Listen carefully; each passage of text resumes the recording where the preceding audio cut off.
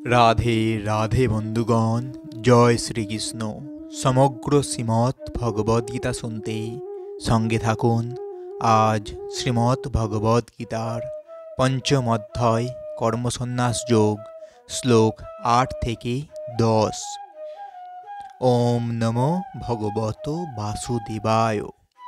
নৈব কিঞ্চিত করমিতি যুক্ত মন্যত তত্ত্ববিথ পশ্যন সিংহন স্পৃশন জিঘ্রন্নস্সন গচ্ছন স্বপন শশন প্রলাপন বৃশ্চিজ্জন গৃহন্নিশি নিমিষনিপি ইন্দ্রি আনিন্দ্রি আনেত্রেষু বর্তস্ত ইতি ধারয়ন।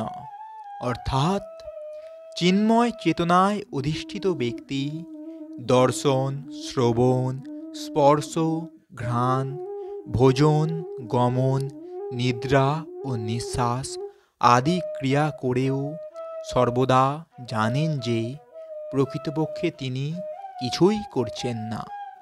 কারণ প্রলাপ, ত্যাগ, গ্রহণ, চক্ষুর উন্মেষ ও নিমেষে করার সময় তিনি সবসময় জানেন যে জড় ইন্দ্রিয়গুলি কেবল ইন্দ্রিয়ের বিষয়ে পবিত্র হয়েছে, তিনি নিজে কিছুই করছে না।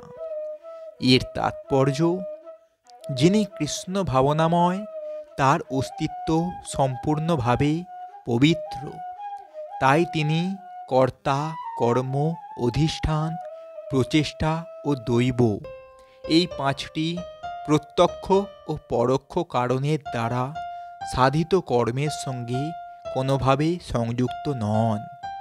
তার কারণ হচ্ছে তিনি সর্বক্ষণ কৃষ্ণ ভাবনায় ভাবিত হয়ে প্রেম ভক্তি সহকারে ভগবানের সেবা করছেন।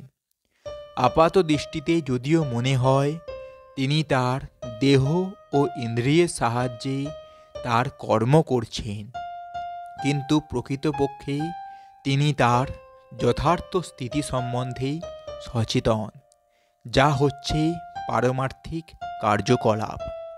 জড় চেতনায় ইন্দ্রিয়গুলি ইন্দ্রিয়তৃপ্তি সাধনের চেষ্টায় নিয়োজিত থাকে, কিন্তু কৃষ্ণ ভাবনায় ইন্দ্রিয়গুলি শ্রীকৃষ্ণের ইন্দ্রিয়ের সন্তুষ্টি বিধান করার সেবায় পবিত্র হয়।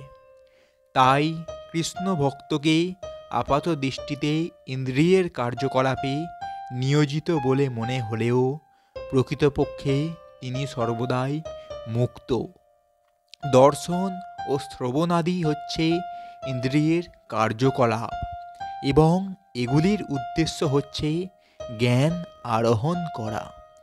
সেই রকম গমন, প্রলাপন ও মলত্যাগাদিও ইন্দ্রিয়ের কার্যকলাপ এবং এগুলির উদ্দেশ্য হচ্ছে কর্ম করা। কৃষ্ণ ভক্ত কোনো অবস্থাতেই ইন্দ্রিয়ের এই সমস্ত কর্মের দ্বারা প্রভাবিত হন না।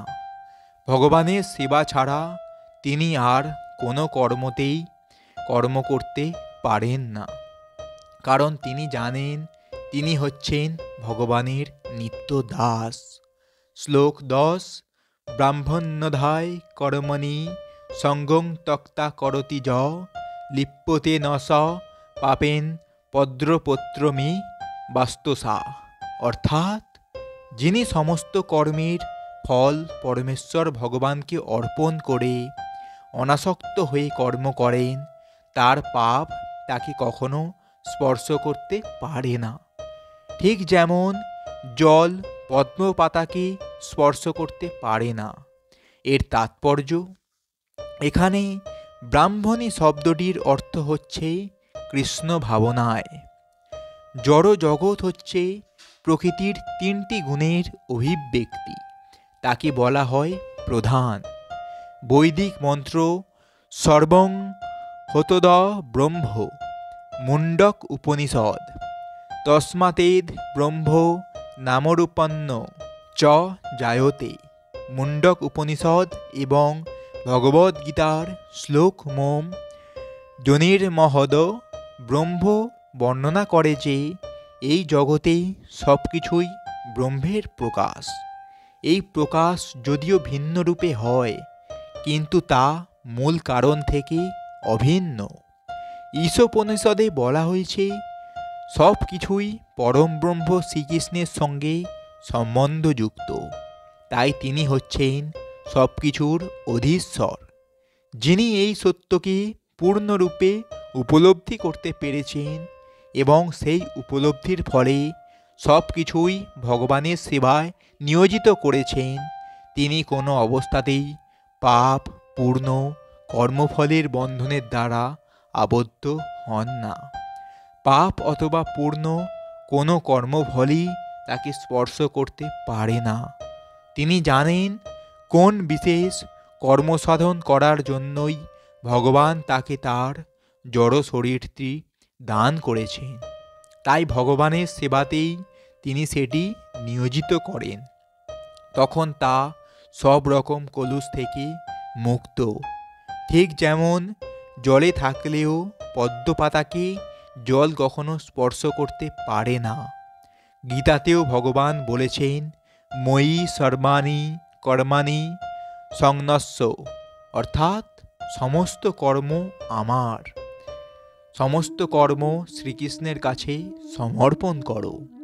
সিদ্ধান্ত হচ্ছে যে জীব কৃষ্ণ ভাবনা শূন্য, তার দেহ ও ইন্দ্রিয়কে তার স্বরূপ বলে মনে করে সে কর্ম করে।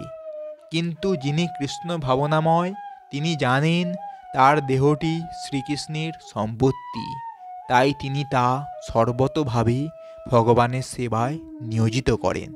তো বন্ধুগণ, এটাই ছিল শ্রীমদ্ ভগবদ্ গীতার পঞ্চম অধ্যায় কর্মসন্ন্যাস যোগের শ্লোক 8 থেকে 10। এই রকম সম্পূর্ণ শ্রীমদ্ ভগবদ্ গীতা শুনতে আমাদের এই চ্যানেলটি সাবস্ক্রাইব করবেন এবং সঙ্গে থাকবেন। রাধে রাধে, জয় শ্রীকৃষ্ণ।